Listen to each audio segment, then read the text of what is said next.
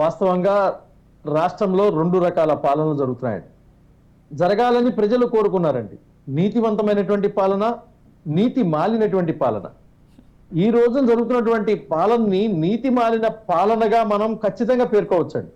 ఎందుకంటే అవినీతిని ఎండగడితే నీతిపరులు కాదు అని చెప్పటం కోసం, లేకపోతే వాళ్ళ యొక్క గతంలో జరిగినటువంటి అంశాలని అవినీతితో ముడిపెట్టి అవినీతి పరులుగా వాళ్ళు చిత్రీకరించే కోసం తాపత్రయపడుతున్నటువంటి పరిస్థితి ఈ రోజున ఆంధ్రప్రదేశ్ రాష్ట్ర ప్రభుత్వంలో కనపడతా ఉందండి.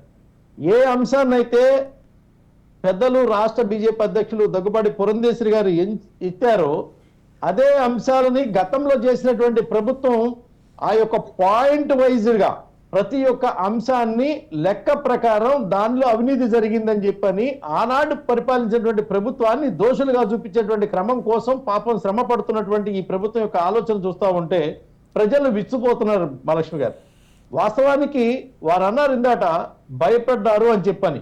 ఇది భయపడటం అనే దానికన్నా కూడా భయపెట్టడం అనే దానికి చూడాలండి.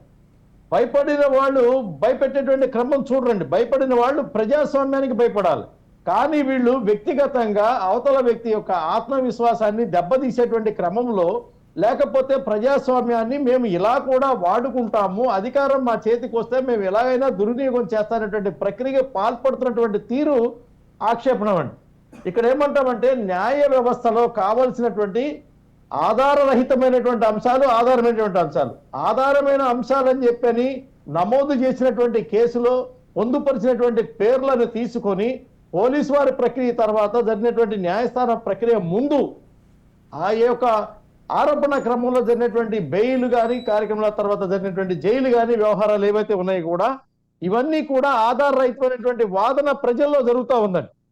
దీనికి జవాబు చెప్పాల్సినటువంటి ప్రభుత్వం నేను ముందు మిమ్మల్ని పెడతాను, తర్వాత వాస్తవాలు సాక్ష్యాలు అనేవి తర్వాత లెక్కలో కాదు కదా, తర్వాత జరిగేటువంటి ప్రక్రియ కదా, దాని జరిగే ప్రక్రియ ప్రకారం జరిగినప్పుడు చూసుకుందాలనేటువంటి ఒక ధీమాపూరితమైనటువంటి ఉద్దేశం ఏదైతే ఉందో నిరంకుశ వ్యవస్థకి ఆధారంగా కనపడుతున్నటువంటి పరిస్థితి.